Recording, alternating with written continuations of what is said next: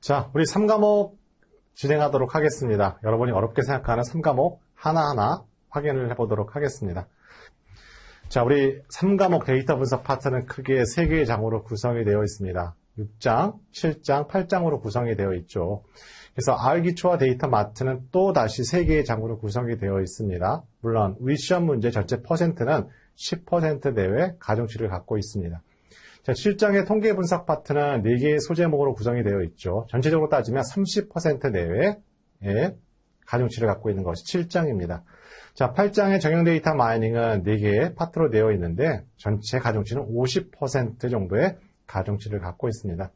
우리 첫 번째 6장인데 우리 R 관련돼서 문제가 계속 출제되지 않고 있습니다. 따라서 시각화에 초점을 맞추도록 합니다. R과 관련된 기초적인 문법 등이 최근 3년 동안 계속 출제가 되지 않고 있습니다. 따라서 우리는 시각화에 초점을 맞추고 진행하도록 하겠습니다. 우리 해당되는 문항, 바로 박스플롯, 상자 그림에 관련된 문항들입니다. 그림을 보시면 위에 동그라미로 되어 있는 것들을 우리 이상값이라고 하게 되죠. 그죠? 그래서 우리 상자 그림을 통해서 이상값을 확인해 볼 수가 있습니다. 하지만 이 상자 그림을 통해서 통계적으로 각 분포가 유의미한지를 파악해 볼 수는 없는 것이죠. 상자 그림의 한계라고 할 수가 있겠습니다. 자, 이와 같은 출제 포인트를 갖고 있습니다. 자, 상자 그림은 되게 중요합니다. 출제 유형은 뭐냐면요. 이렇게, 자, 앞으로 가겠습니다. 해당되는 상자 그림을 통해서 데이터 분포, 비대칭 분포를 확인해 볼 수가 있습니다. 또한 가운데 우리 선, 굵은 선을 우리는 중앙값이라고 하죠. 평균값 아닙니다.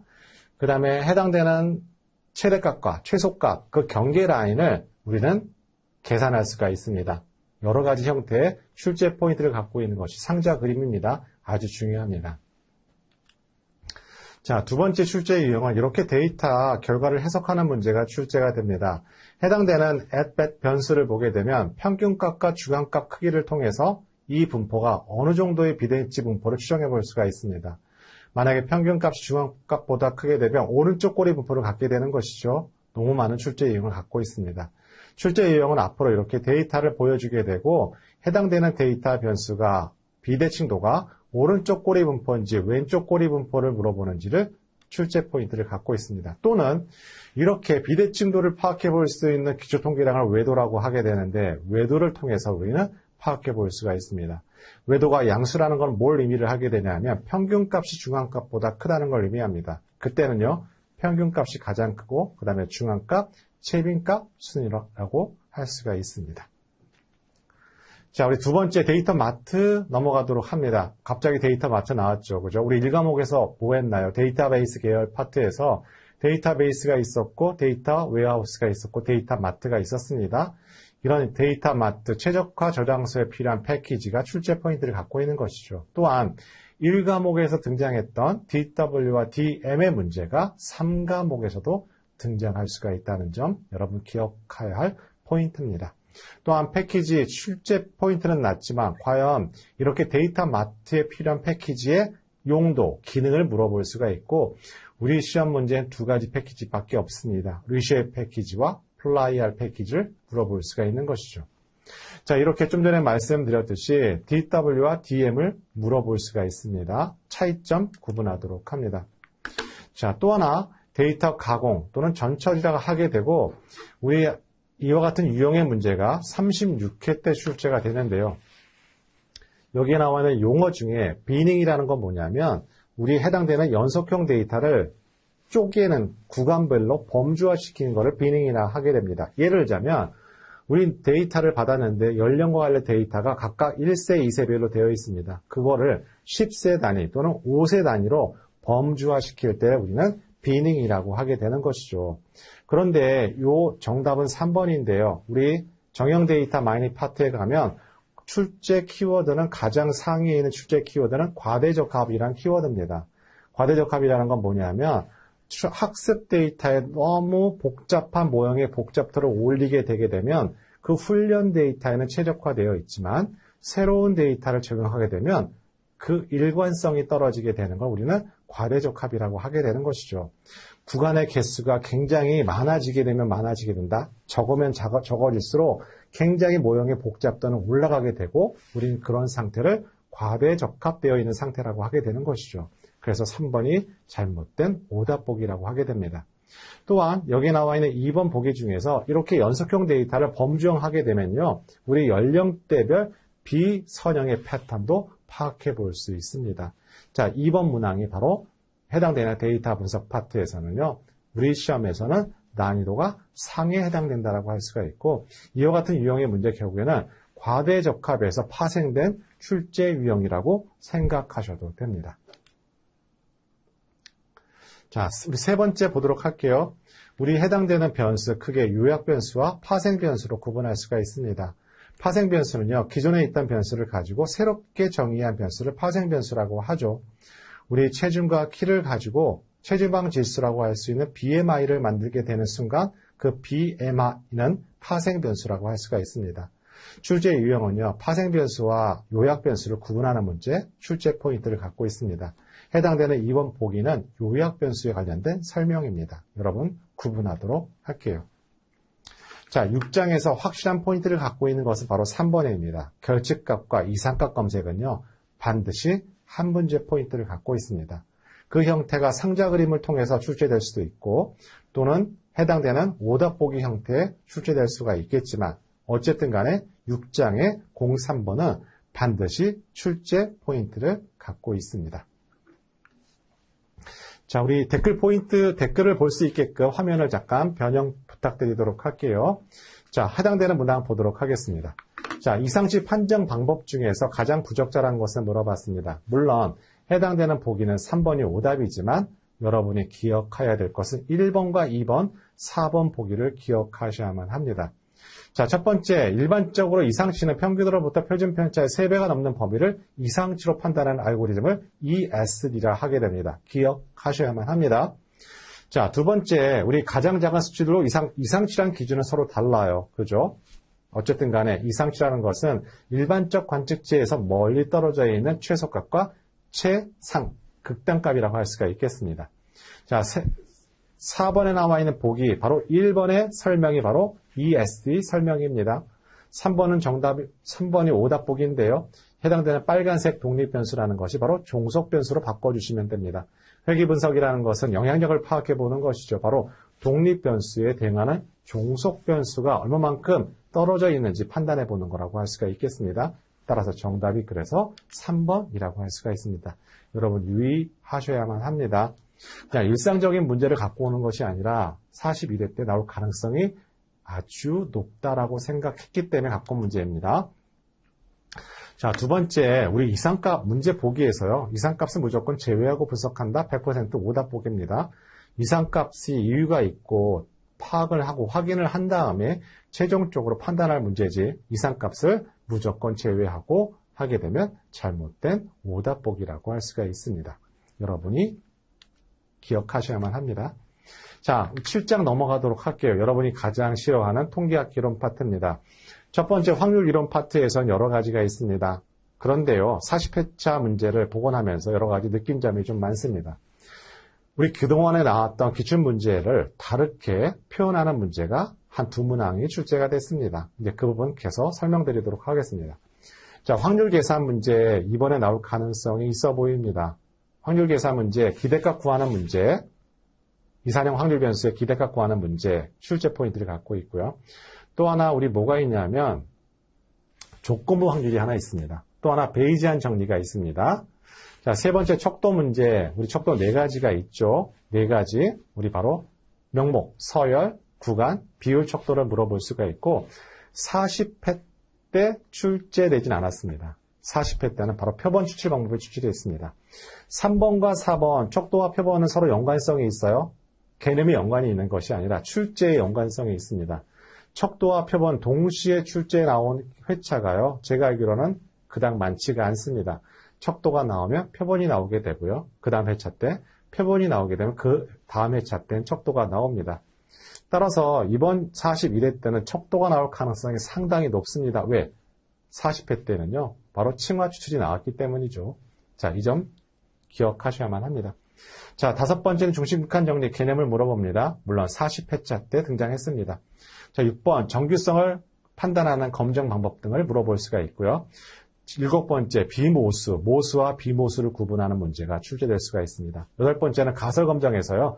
가설검정에 오류 파트가 있습니다. 1종 오류와 2종 오류 물어보는 문제가 출제될 수가 있고 규모가설과 대립가설, 정의 문제가 나올 수가 있습니다.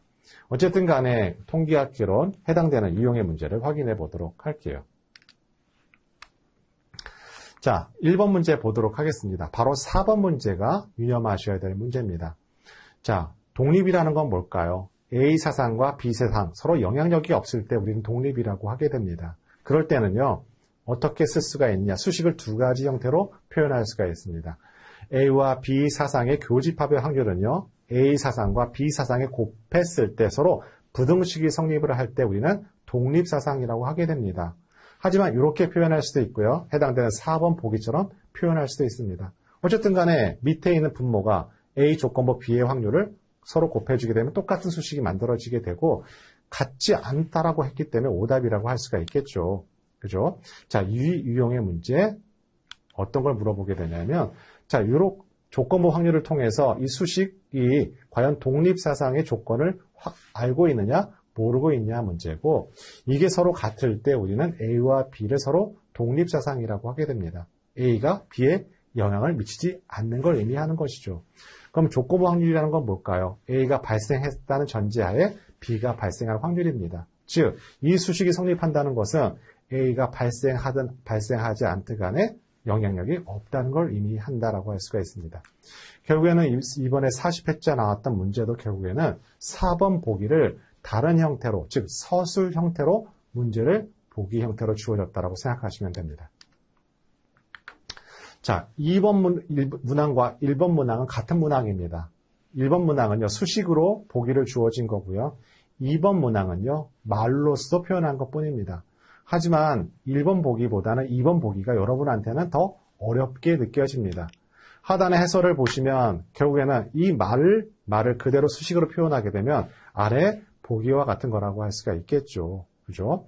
어쨌든 간에 이 수식을 갖고 있는 의미 다시 한번 강조드립니다.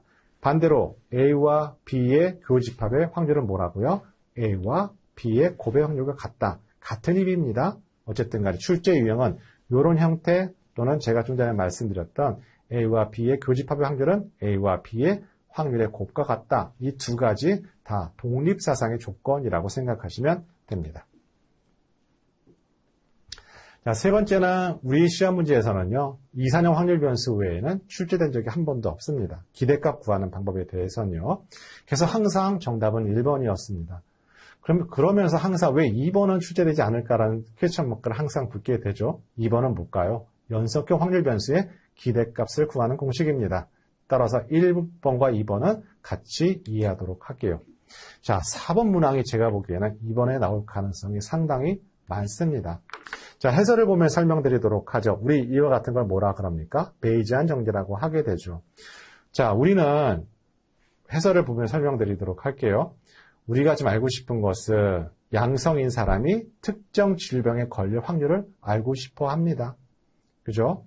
그런데 이와 같은 거 우리는 사후 확률이라고 하게 되는 것이죠. 하지만 여기에 나와 있는 질병에 걸린 사람이 양성일 확률을 우리는 알고 있습니다. 이거 우리는 사전 확률이라고 하게 되죠.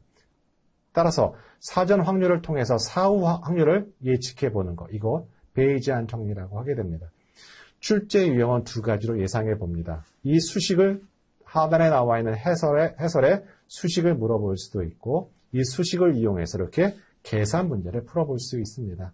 제가 보기에는 나올 가능성이 만약에 확률 계산 문제에서 출제가 된다면 이와 같은 베이지안 정리를 이용한 계산 문제 또는 수식을 물어보는 문제 또는 조건부 확률을 물어보는 문제 나올 가능성이 높습니다. 왜냐하면 40회차일 때 독립사상을 물어봤기 때문에 41회 때는 이 두 가지 출제 유형이 이렇게 본다라고 할 수가 있겠죠.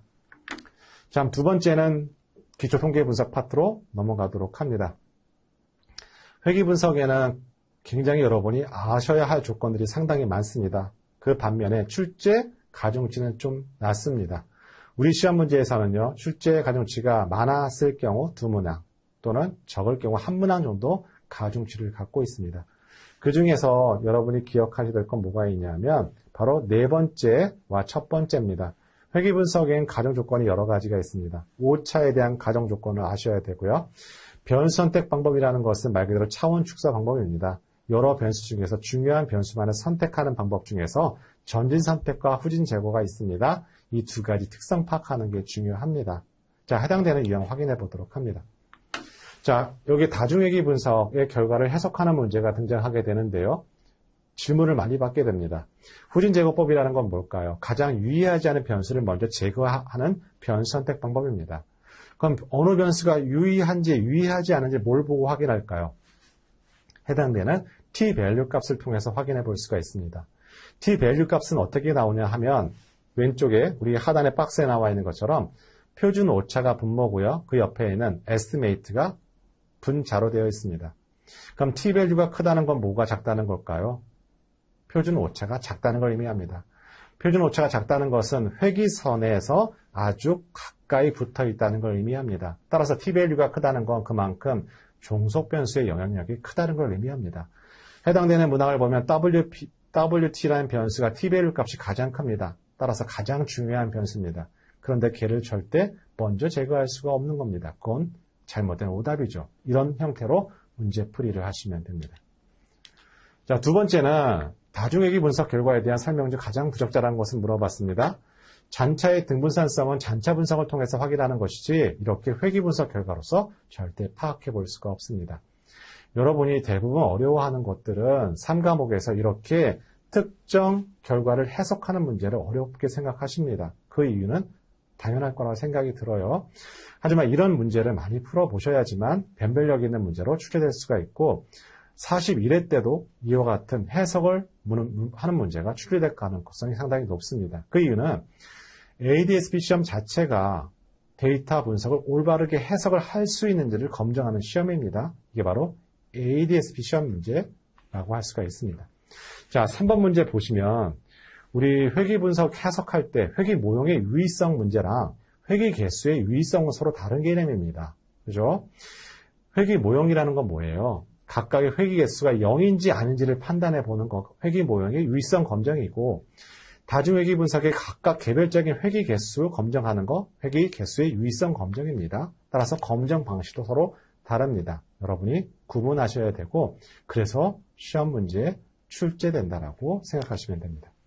자, 4번은 잔차 분석을 통해서 과연 적합성이 만족을 하는지 안 하는지를 판단하게 되고 이와 같은 유형의 문제를 깔때기 모양이라고 하게 됩니다. 이건 등분산성을 위배하게 된다 생각하시면 되겠고 등분산성이라는 것은 골고루 분포되어 있는 것을 등분산성을 만족한다라고 하는 것이죠.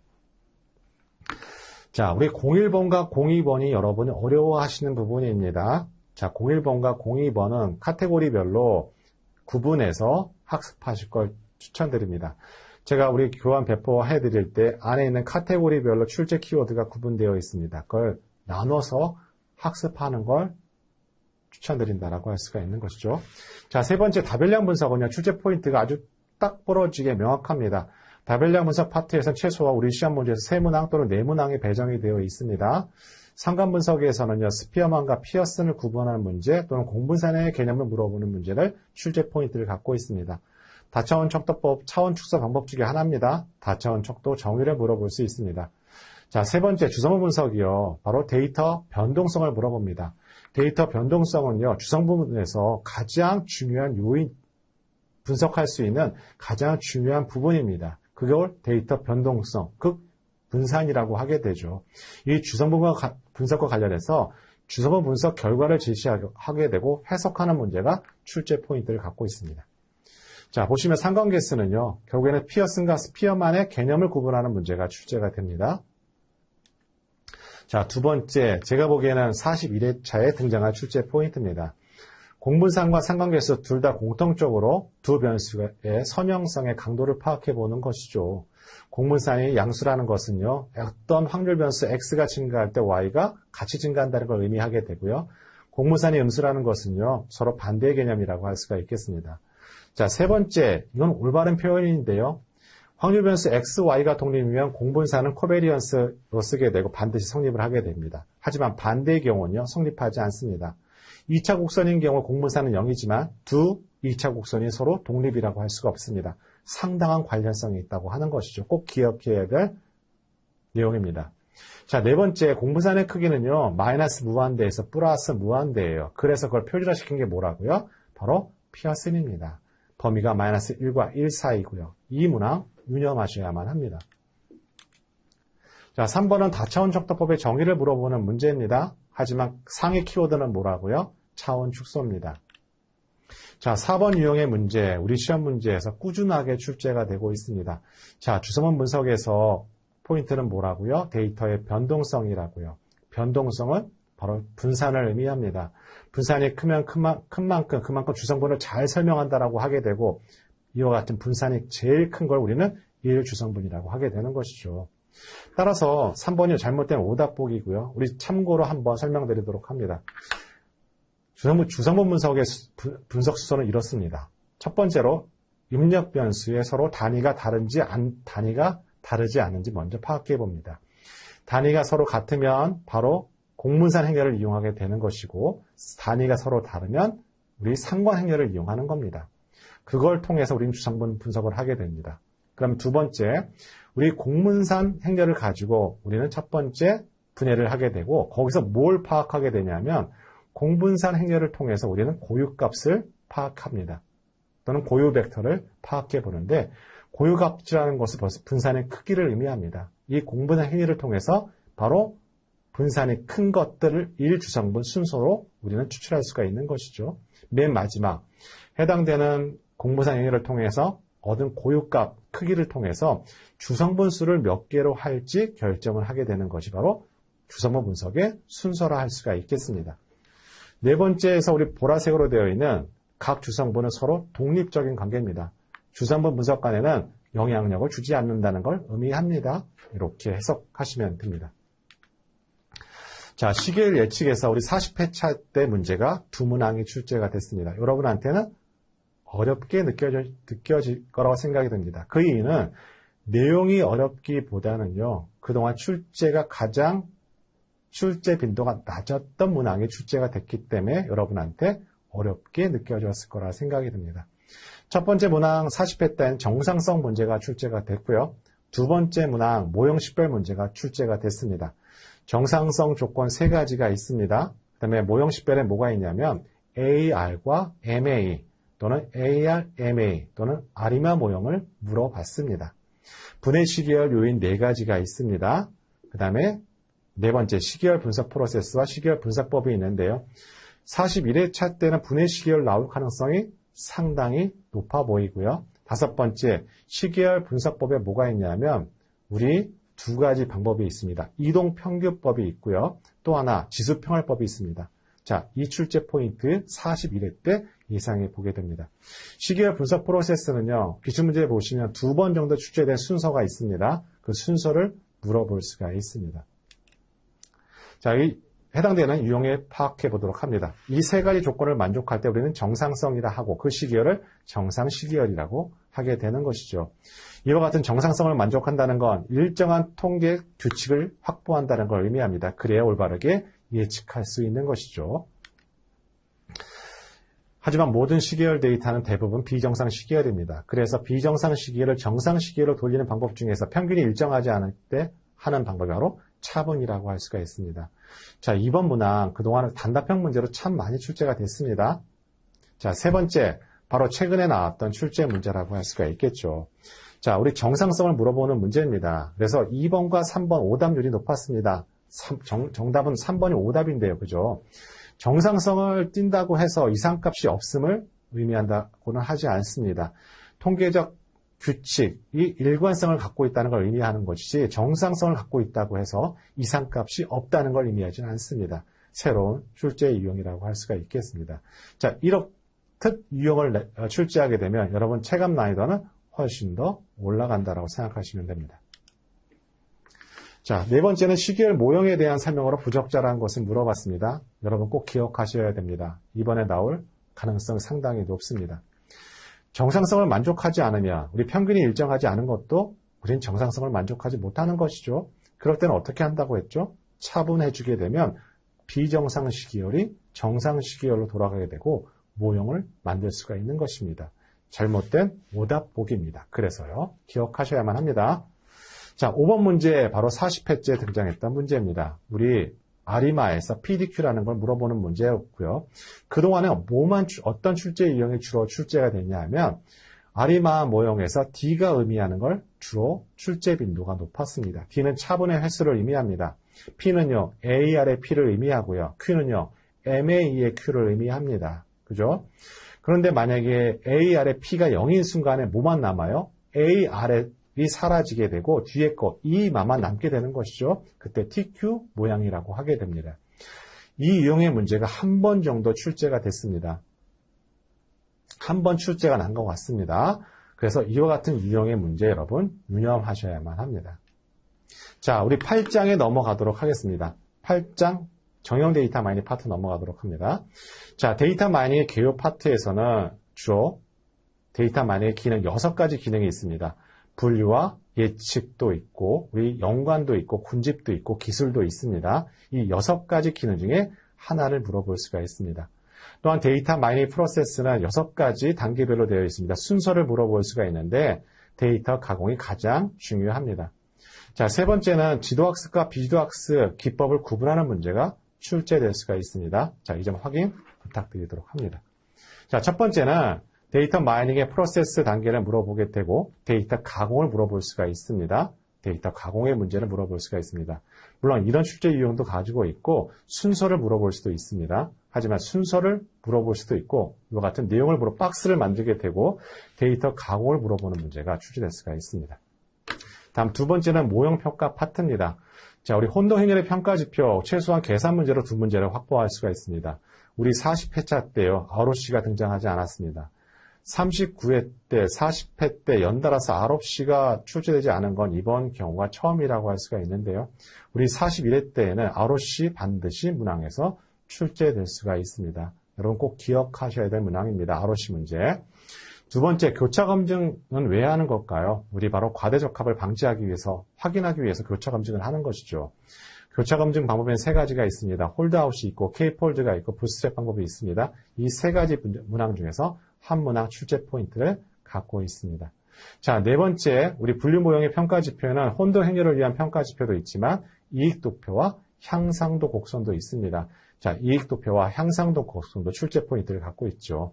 자, 다섯 번째는 과대적합입니다. 제가 좀 전에 말씀드렸듯이 과대적합이라는 것은 학습 데이터, 트레인 데이터에 최적화되어 있어서 평가형 데이터에 굉장히 민감하게 반응할 때, 일관성이 없을 때 우리는 과대적합이라고 하게 되는 것이죠. 이와 같은 출제 포인트를 갖고 있고 가장 중요한 포인트가 바로 모형평가라고 생각이 듭니다. 자, 해당되는 계산 문제 주어지게 되고 F1 값을 구하라는 문제가 대표적인 유형이고요. F1 값을 구하려면 뭘 알고 있어야 되나요? 프릭시전과 리코 값을 알고 있어야만 합니다. 이 수식을 통해서 계산 문제를 풀어내셔야만 합니다. 또 하나, F1 값이라는 건 뭐예요? 어떨 때 가장 클까요? 0과 1 사이의 값을 갖게 되는데 우리 프릭시전과 리코를 1을 갖고 있을 때가 F1 값은 1이 나오게 됩니다. 참고로 말씀드립니다. 자, 2번은 교차 검증과 관련된 부분입니다. 우리 홀드아웃을 물어보는 문제라고 할 수가 있겠죠. 하지만 우리 시험 문제에서는 K폴드가 가중치가 더 높습니다. 특히 K폴드에서 오답 유형을 보게 되면 K폴드에서 우리 트레인 데이터와 베리데이션 데이터의 잘못된 설명을 통해서 오답 보기 출제 유형이 높습니다. 자, 이렇게 교차 검증을 할 때 데이터를 쪼개게 되는데요. 우리는 크게 더 세밀하게 트레인 데이터와 베리데이션 데이터, 평가형 데이터로 구분하게 되고 우리 시험 문제에서 항상 베리데이션 데이터의 특징을 물어보는 문제, 출제 포인트를 갖고 있습니다. 자, 우리 분류 분석 파트로 넘어가도록 하겠습니다. 자, 분류 분석에서는 여러 가지 기법 등이 있습니다. 우리 로리스틱 회귀 분석도 있고, 인공신경망도 있고, 이사결정 나무도 있고, 앙상블 모형도 있습니다. 각 파트별로 한 문항씩 배정받고 있는데요. 자, 로리스틱 분석에서는 다음과 같은 출제 키워드를 갖고 있습니다. 포인트 따지게 되면 일반 회귀 분석과 로지스틱 회귀 분석의 차이점을 물어보는 문제, 출제 포인트를 갖고 있는 것이죠. 자, 아무래도 로지스틱 회귀 분석은 종속 변수가 뭐로 되어 있나요? 0과 1, 이진 데이터로 되어 있습니다. 즉, 결과가 확률로 제시하게 되는 것이죠. 따라서 정규성을 담보할 수가 없습니다. 이게 바로 일반 회귀 분석과 차이점이라고도 할 수가 있고, 또한 4번의 판별 분석은 대표적인 분류를 하게 된 머신러닝 기법이라 할 수가 있는데 역시 분산과 공분산 이런 가정을 하지 않습니다. 여러분 기억하셔야 합니다. 자, 두 번째 로지스트 회귀 모형에는 곡선 모양으로 되어 있습니다. 그 곡선 모양 형태는 회귀 개수가 양수인지 또는 음수인지에 따라서 S자와 역 S자를 구분하게 됩니다. 자, 세 번째, 우리 인공신경망과 서로 연결되어 있는 파트라고 할 수가 있는데요. 우리 로지스트 회귀 모형을 시그모이드 함수라고 하게 되죠. 0과 1 값에 따라서 0.5보다 크게 되면 우리는 1로 분류하게 되고 0.5보다 작으면 0으로 분류하게 됩니다. 자, 인공신경망에서는 회귀분석만큼 알아야 될 포인트를 많이 갖고 있습니다. 하지만 5개로 요약해 볼 수 있습니다. 자, 인공신경망에서는 결국에는 입력 변수와 가중치를 곱하게 되고 가중합산을 통해서 우리는 활성함수를 통과해서 우리는 출력층으로 결과값을 제시하게 되는 것이죠. 하지만 인공신경망에서 이와 같은 결과값이라는 것은 바로 예측값이죠. 실제 값의 차이, 바로 오차를 다시 출력층에서 다시 입력층으로 W, 가중치를 업데이트하는 것, 결국 인공신경망에서 학습이라고 할 수가 있습니다. 이와 같은 학습 방법을 우리는 역전파 알고리즘이라고 합니다. 인공신경망에는 여러 가지 활성함수가 존재합니다. 시그모이드 함수가 있고요. 소프트맥스도 있고 렐로 함수도 있습니다. 하지만 활성화함수는요, 그 형태, 문제 유형이 2개의 카테고리냐 또는 3개 이상의 카테고리냐에 따라서 시그모이드와 소프트맥스를 선택할 수도 있습니다. 자, 네 번째 기울기 소시 문제, 우리 역전파 알고리즘으로 함으로 인해서 여러 가지 은행 레이어가 존재하게 될 경우에 0보다 1보다 작은 수를 계속 곱하게 되면 결국엔 W가 0으로 하게 됩니다. 우리는 이와 같이 실제 값과 예측값의 최소값, 이 최소값을 찾기 위해서 기울기를 이용하게 되는데요. W가 0이 되는 순간 기울기는 이용해서 학습을 할 수 없게 되죠. 우리는 그것을 기울기 소실 문제라고 하게 됩니다. 또한 하이퍼 파라미터, 즉 분석자가 설정해준 학습하기 전에 분석자가 설정해주는 값이 있는데 그걸 하이퍼 파라미터라고 하게 되죠. 은익층, 은익 로드 수 모두 다 분석자가 설정해줘야 되는 하이퍼 파라미터 값이고 자동으로 설정되지 않은 값입니다. 이걸 하이퍼 파라미터라고 하게 되죠. 자, 이와 같은 인공신경망의 포인트를 갖고 있습니다. 인공신경망의 하나 출제 포인트라고 한다면 의사결정 나무의 장단점과 인공신경망의 장단점을 구분하는 문제 출제 포인트를 갖고 있습니다.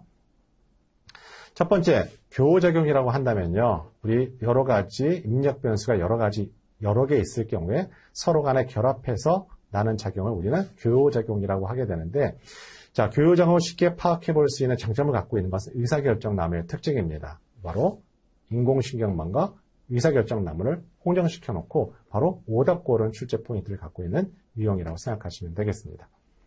자, 세 번째는 의사결정 나무 파트입니다. 의사결정 나무 파트에서 3가지 포인트를 갖고 있습니다. 의사결정 나무의 불순도 측정 지표는 여러 가지가 있는데요. 카이적 통계량도 있고요. 엔트로피 지수도 있고 또는 진입값도 있습니다. 자, 우리 시험 문제 진입값을 계산하는 문제 출제 가중치를 갖고 있고요. 우리 40회차의 특이 문제라고 한다면 엔트로피 지수 계산식을 구하는 문제가 출제됐습니다. 저도 깜짝 놀랐습니다. 자, 의사결정 나무에서요, 우리는 분류 변수, 기준값에 따라서 제기적 분할을 하게 되고 정답을 찾게 되는 것이죠. 하나의 규칙을 찾게 되는 것이 바로 의사결정 나무고 바로 대표적인 하향식 접근 방식입니다. 여러분이 포인트입니다.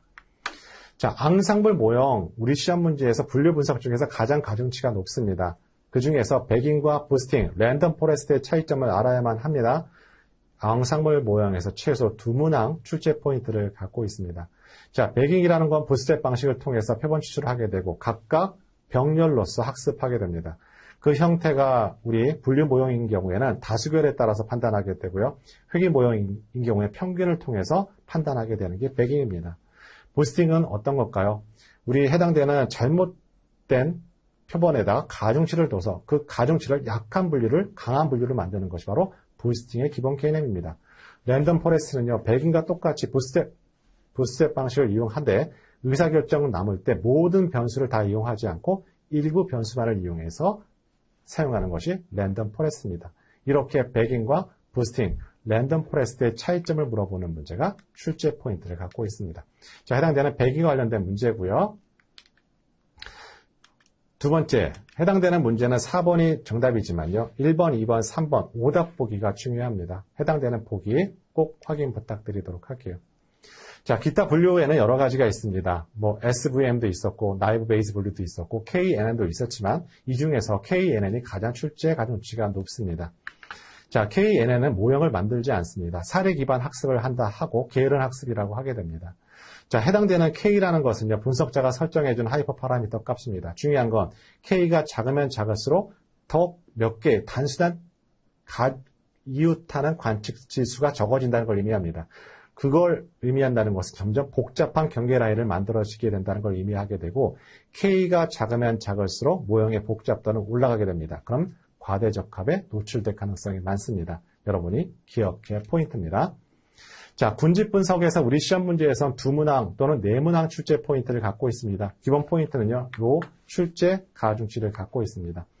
해당되는 포인트 8가지 정도 꼭 기억하셔야 되고요. 첫 번째는 우리 개취적 군집 분석할 때 군집의 병합 방법에 따라서 여러 가지 병합 방법이 있습니다. 첫 번째 여기 나와 있는 것은 최단 거리법을 의미합니다. 또 최단 연결법을 의미하는 것이죠. 그림으로 표현을 해서 해당되는 병합 방법을 구할 수가 있고 두 번째처럼 최단 연결법을 통해서 해석의 문제가 등장할 수가 있습니다. 자, 최단 연결법은요. 고립된 군집을 찾을 수 있는 특징을 갖고 있습니다. 왜냐하면 가까운 거리에 군집이 만들어지기 때문에 멀리 떨어져 있는 이상값, 고립된 군집은 또 다른 군집으로 만들어지기 때문에 고립된 군집을 찾을 수 있는 특징을 갖고 있는 것이 바로 최단 연결법의 특징입니다. 자, 다섯 번째 연관 분석인데요. 연관 분석에서 여러 가지 시험 특징 유형을 갖고 있습니다. 연관 기출도 측정 지표가 세 가지가 있습니다. 뭐가 있나요? 지지도가 있고, 신뢰도가 있고, 향상도가 있습니다. 제가 39회 할 때 제가 이와 같은 라이브 특강을 할 때 분명히 연관규칙 측정 지표 계산 문제가 등장할 거라고 제가 강조했습니다. 그래서 40회차 일단은 나올 가능성이 되게 높다라고 생각했는데 40회째 등장하지 않았습니다. 39회에도 등장하지 않았죠. 40회도 등장하지 않았습니다. 다시 한번 강조 말씀드리도록 할게요. 연관규칙 측정 지표 세 가지 계산 문제, 자 41회 때 굉장히 가능성이 높습니다. 자, 두 번째, 연관규칙의 장단점이 있습니다. 장단점 시험 출제 포인트를 갖고 있습니다. 자, 세 번째, 연관규칙의 알고리즘이 있는데요. 우리 A 프라이어 알고리즘이 있고요. 또는 FP 클로스 알고리즘이 있습니다. 이 알고리즘의 특징과 첫 1세대 알고리즘에 할 수 있는 A 프라이어 알고리즘의 프로세스 순서를 물어볼 수가 있습니다. 자, 네 번째, 우리 연관규칙 학습 알고리즘 중에 순차 패턴 알고리즘이 있습니다. 이거는 연관규칙 측정 지표 알고리즘들은 어떤 형태냐면 A를 사고 동시에 B를 사는 걸 물어본다고 한다면 순차 패턴 분석이라고 한다면 A를 사고 나중에 시간이 결부된 개념이라 할 수가 있겠습니다. 따라서 시간이 결부되어 있기 때문에 A를 사고 B를 샀다는 관련성이 있고 따라서 인과관계를 규명할 때 이용되는 것이 순차 패턴 분석이라고 할 수가 있습니다. 자, 해당되는 연관규칙의 출제 유형, 이와 같은 확률 값을 이용해서 향상도를 구할 수가 있습니다. 여러분, 계산 문제가 아래에 주어져 있고, 이와 같은 향상도를 통해서 계산 문제, 자, 제가 40회 때 출제 난다고 했는데, 이 문제가 안 나와서 저를 원망하는 사람이 상당히 많았는데요. 자, 41회 때 한 번 더 믿어보도록 하겠습니다. 자, 연관규칙 학습, 우리 지지도와 신뢰도, 향상도 다시 한번 강조해서 말씀드리도록 합니다. 자, 이렇게 해서 우리 8장 정형 데이터 마이닝 끝났는데요. 자, 우리 해당되는 교양 다운로드 못 받으셨다면 해당된 댓글을 통해서 재확인 부탁드리도록 하고 여러분 궁금한 사항 댓글로서 하게 되면 내일 해당되는 것들 다 취합을 해서 댓글로서 여러분 의견 반영하도록 하겠습니다. 자, 처음 시작할 때는 1시간 남짓하게 끝날 것 같은데 굉장히 시간이 많이 걸렸네요. 자, 여러분 마지막 41회 때 우리 5월 시험 모든 분들 합격하시길 기원하도록 하겠습니다. 자, 여러분 수고하셨고요. 질문사항 댓글로 달아주시면 한꺼번에 여러분 댓글에 올려드리도록 하겠습니다. 자, 여러분 수고하셨습니다.